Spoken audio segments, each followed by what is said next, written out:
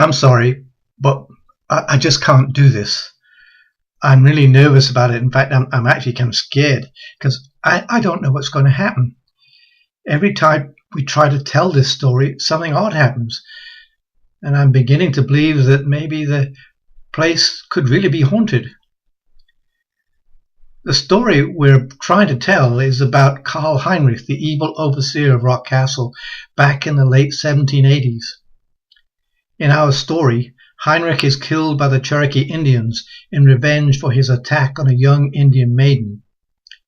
They slash the man's throat just as he tried to warn the Smith family who were living in the old house at that time. All that Heinrich could manage was a slow, mournful tolling of the warning bell. It's a purely fictitious story, of course, although I didn't know it at the time I wrote the story. Two young students, Nathaniel Adams and Robert Jackson, were murdered by the Indians in the early days. The tolling of the warning bell is a key feature of our story. It's rung whenever the ghost of Karl Heinrich appears. In fact, we believe the bell actually calls the ghost. The first time we tried to tell the story, we were in the pavilion, and I had the bell sound on my computer. It worked great in rehearsal, but not at the actual performance. We had a computer error. Nothing happened. Nothing. No slow, mournful tolling of the warning bell. Nothing. And I was left to ad-lib my way through the rest of the story. The next year was much better. We'd been given permission to tell the story from the house itself. This front stoop was to be our stage, and inside the house was our stage wings. The only restriction was that we were not allowed to go upstairs. That wasn't a problem, as we hadn't planned to do that anyway. Managing the bell was a big improvement. One of our tellers on the back porch adjacent to the bell could hear the story, and on cue she rang the bell. It worked perfectly. And I wrote a sequel to that story that suggested that someone or something in an upstairs window above our stage watched our performance. It's kind of cute, actually, until several days later someone showed us a photograph of the old house, and there, in the shadows, was a face in the upstairs window. The third unusual happening was just last year. During our performance, our new high-quality loudspeakers uttered a horrendous screech. We could find no reason for the malfunction, none at all. We went back to the supplier, but he wasn't much help. All that he said could have been an extraneous electromagnetic pulse, whatever that is.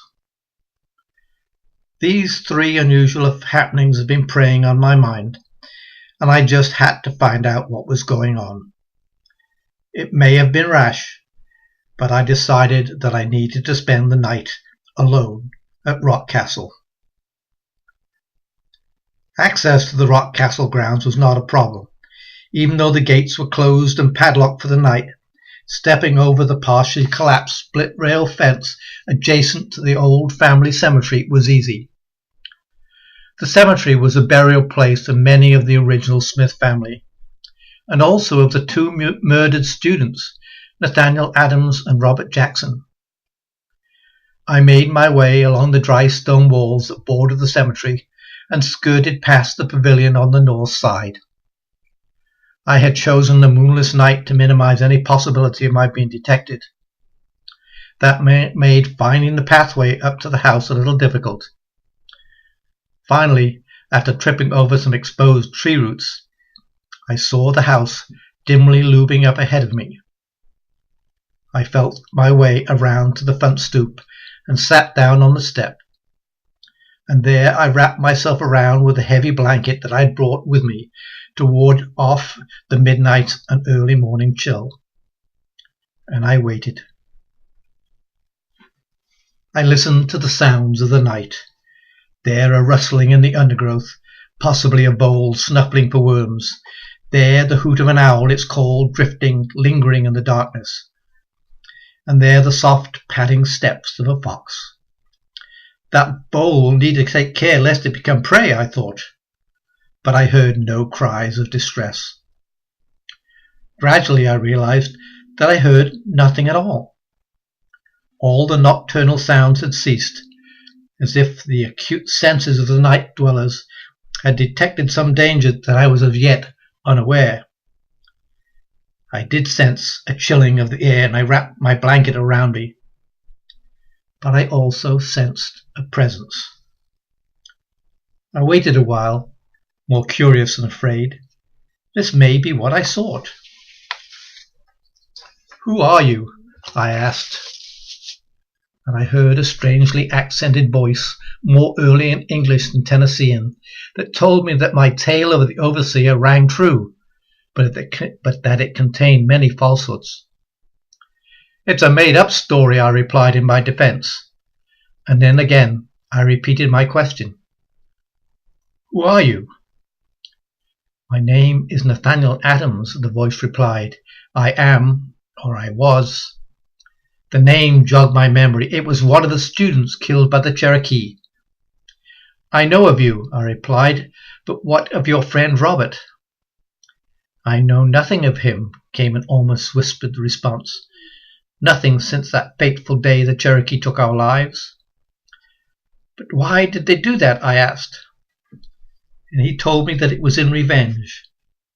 Like the overseer in my story, the two students had attacked an Indian girl, and they too had been scalped as punishment for their indiscretion and crimes. Now, the voice told me, he was trapped in eternal earthly bondage, doomed to forever prowl this land. "And what of Robert?" I asked, repeating an earlier question. "I told you, sire, I know nothing of him," he shouted angrily. I could feel his intensity. This boy was capable of extreme violence, and I felt for my safety. My earlier bravado evaporated. He had already shown that he could freeze a computer and send electromagnetic pulses to loudspeakers, so what could he do to me? For the first time, I felt fear, real fear. "Perhaps," he said more calmly now, "perhaps you can help me.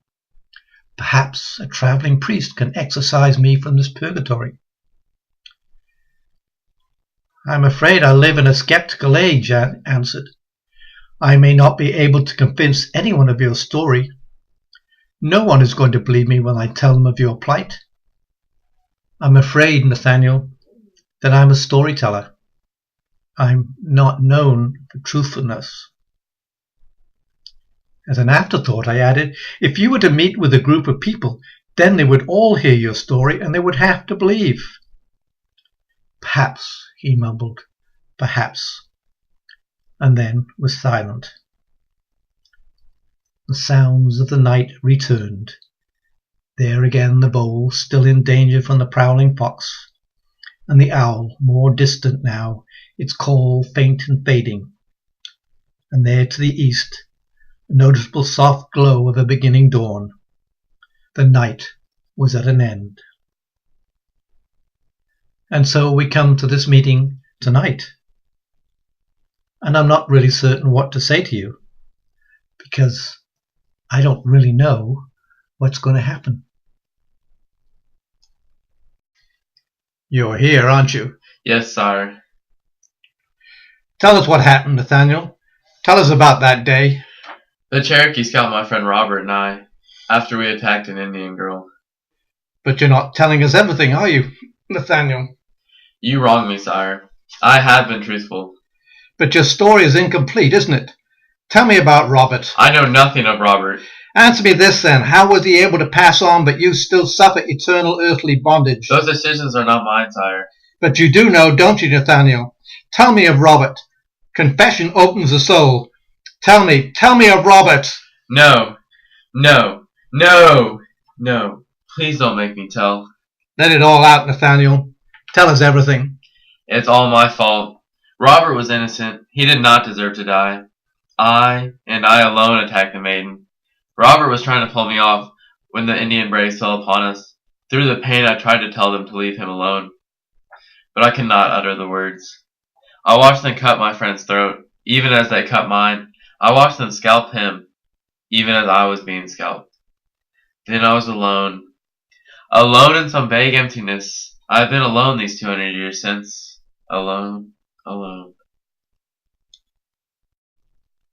Nathaniel? Nathaniel? Are you still there? I think he's gone. I wonder if we'll ever hear from him again. Perhaps his confession has liberated his spirit. Perhaps it has freed him of his earthly bondage and allowed him peace. But we can't know that. Only time will tell. Perhaps we must wait until the next telling of our story at the next Spirits of Rockcastle concert. If we have the courage to tell it. If we have the courage. And that's our story. I'm sorry if I was a little scared at the beginning, but I was really concerned about the ghost of Karl Heinrich appearing. But you know, we really shouldn't have worried, because the ghost only appears when the Rockcastle bell tolls. But that can't happen now, because the bell isn't here. If you go around the back, you'll see it's not up there on its tripod anymore, because it's been dismantled, and it's been shipped down to Nashville to be repaired. So, no bell, no ghost. So, we're safe. We're safe.